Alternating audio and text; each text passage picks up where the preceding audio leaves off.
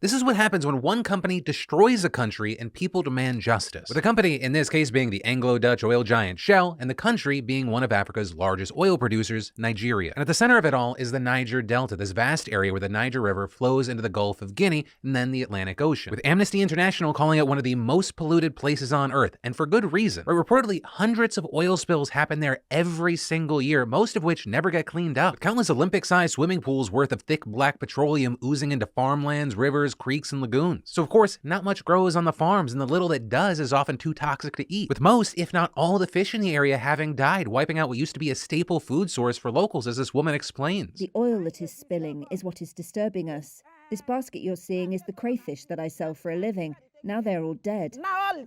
We cannot get anything. We are suffering. See this oil all over me. And as you'd expect, the water is also heavily contaminated. Right, just turn on the faucet in some places and it comes out brown and stinking with sulfur, which is why it's not surprising that children there get sick just trying to bathe or stay hydrated. In fact, a 2017 study finding that infants born near an oil spill are twice as likely to die in their first month of life, and even suggesting there were 11,000 premature deaths per year in the Delta. And this also leading to crippling health conditions for the adult population. When I saw the woman, she's having anasaka. That means that generalized body swelling. If you look at the woman, she could rarely breathe. She couldn't walk because her heart is failing. Congestive cardiac failure. I still want to live. I have children to take care of.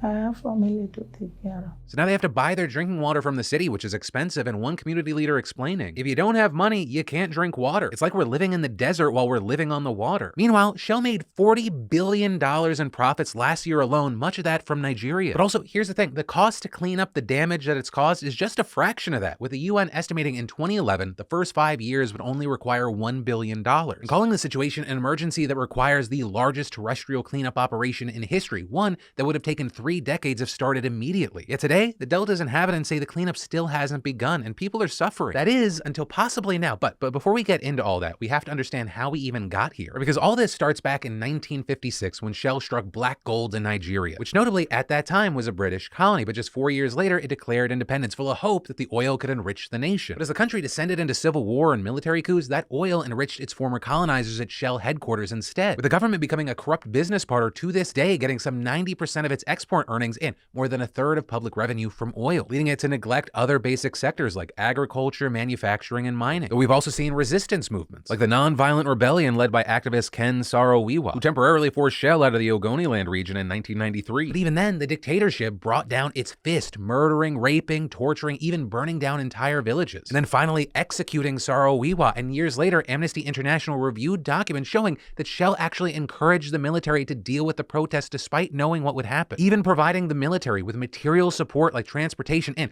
paying a commander infamous for human rights abuses. But for years, the company denied any involvement, and as the new century dawned, the violence continued, with militant groups blowing up pipelines, attacking oil and gas facilities, kidnapping employees, and at its height, reducing Nigeria's oil production by up to 40%. But eventually, the government bought off the rebels, so the president got to look like a peacemaker, and oil production just kept chugging along. So instead, what we saw was the resistance moving to the courts, with 15,000 fishers and farmers suing Shell through the British legal system. And in 2015, they actually won, earning compensation of approximately $68 million, along with the world's largest cleanup of oil-impacted mangroves in history. And then in 2021, the UK High Court unanimously ruled that there was a good, arguable case that Shell is legally responsible for the pollution caused by its Nigerian subsidiary. And then just last month, over 11,000 residents of Ogali filed individual claims against Shell in the British High Court, with that bringing the total number to at least 13,650. And even all of that, it's just the tip of the iceberg. There are hundreds and hundreds of more affected communities that could seek legal recourse. Now, as far as its defense, Shell has argued that it's not responsible for the damage caused by the spill, saying that any legal claim must come within 5 years of a specific spill, and that only Nigerian authorities have jurisdiction over its subsidiary. Though with that, activists have countered that Nigerian courts are just too slow and corrupt, so they look to London instead. Also, Shell claims that the vast majority of oil spills are caused by third parties who steal the oil for their own profit on the black market. They're saying that they tap into the pipelines for oil and whisk it away to one of the refineries hidden deep in the Niger Delta, somewhere where it's processed and sold to traders who distribute it to customers across the wider country. And those refineries do a lot of damage, damage, coughing up tons of black soot that rains down on local residents. But while that is a problem, many see the theft as a symptom of the poverty and corruption caused and perpetrated by foreign interests like Shell. So the lawsuits keep coming, and in 2021, Shell buckled under the pressure, announcing its plan to vacate the Niger Delta and sell its onshore oil fields. And this following similar plans by ExxonMobil and other oil producers to pull out, though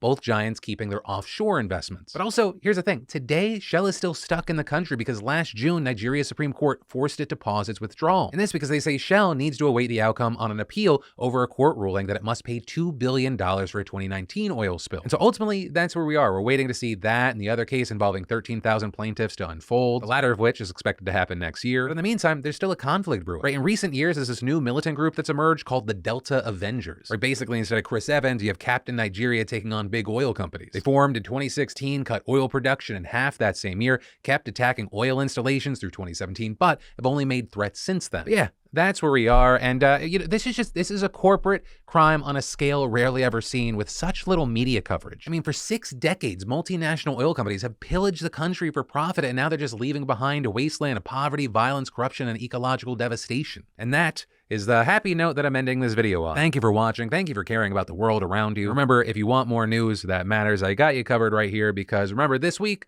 we have gone daily. Brand new video every single day. So I love your faces, and I'll see you tomorrow.